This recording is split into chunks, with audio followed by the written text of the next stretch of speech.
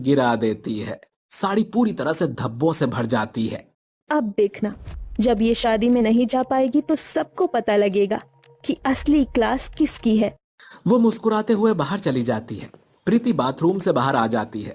अपनी ड्रेस देखकर चौंक जाती है। वो फर्श पर बैठ जाती है। उसकी आंखों में आंसू आ जाते हैं और वो रोने लगती है। दीदी की शादी है, मैं अब रोकर अपना टाइम वेस्ट नहीं कर सकती। अब मैं सबको दिखाऊंगी कि असली खूबसूरती पैसे में नहीं, हुनर में होती है। वो कमरे में इधर उधर देखती है। टेबल पर रखा टेबल क्लॉथ, बाहर फूलों की टोकरी और सिलाई किट उठाती है और उसके दिमाग में आइडिया आ जाता है। वो टेबल क्लॉथ को उठाकर काटने लगती है और वो उसे एक ऑफ शोल्डर गाउन में बदल देती है। गाउन के बॉर्डर पर फूलों की पंखुड़ियां लगाती है। कमर पर एक फूलों की बेल्ट बनाती है। कंधों पर चमकीले मोती सिलती है।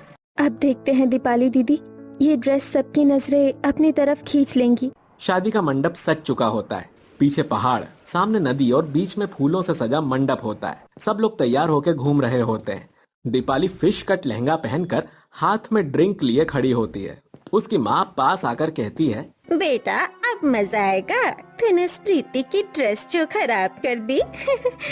हाँ माँ, अब देखना सबकी नजरें मुझ पर ही रहेंगी। उसी वक्त दूर से तालियों की और सीटियों की आवाज सुनाई देती है। अरे, लगता है दीदी की एंट्री हो गई। वो ग्लास टेबल पर रखती है और मुड़ जाती है। भीड़ के बीच प्रीति खड़ी होती है। उसने अपनी खुद की बनाई हुई ऑफ शोल्डर फ्लोरल गाउन पहनी हुई है। उसके चारों ओर लोग तालियां बजा रहे होते हैं। वाह, कितनी यूनिक ड्रेस है। लगता है किसी टॉप डिजाइनर ने बनाई है। ये यहाँ कैसे आ गई और इतनी खूबसूरत ड्रेस कहाँ से लाई? प्रीति धीरे धीरे उसके पास आती है और मुस्कुराकर कान में कहती है, क्यों दीदी, मेरी ड्रेस अच्छी नहीं लगी? तुमने इतनी जल्दी इतनी अच्छी ड्रेस कैसे? दीदी, आप मेरी ड्रेस खराब कर सकती हैं, पर मेरा टैलेंट नहीं छीन सकती। डिजाइनिंग मेरा शौक नहीं, मेरा हुनर है। उसी समय पीछे लगी बड़ी एलईडी स्क्रीन पर प्री वेडिंग शूट चल रहा होता है। अचानक स्क्रीन ब्लिंक करती है और वहां रिकॉर्डिंग चलने लगती है, जिसमें दीपाली रेड सॉस गिराते हुए दिख रही होती है। पूरे मंडप में सन्नाटा छा जाता है।